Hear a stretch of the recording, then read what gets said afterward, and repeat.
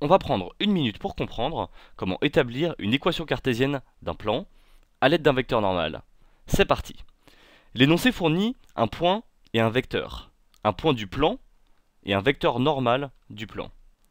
Une équation cartésienne, c'est une contrainte qui va lier les coordonnées x, y, z de n'importe quel point du plan. M appartient au plan revient à dire que le vecteur AM est toujours orthogonal à n, puisque n est un vecteur normal du plan. On a donc AM scalaire n qui vaut toujours 0. Si on traduit avec des coordonnées, ça nous donne n 3, 2, 1 et AM qui a pour coordonnées arrivée moins origine. Donc coordonnées de m moins coordonnées de a.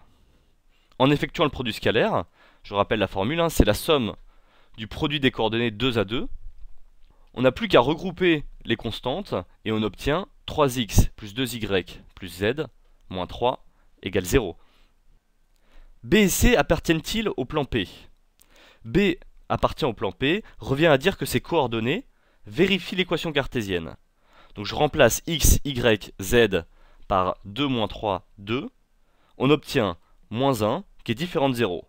Donc B n'appartient pas au plan P. C appartient au plan P revient à dire, en remplaçant par ses coordonnées, que 3 moins 2 plus 2 moins 3 égale 0, ce qui est vrai. Donc C appartient au plan P.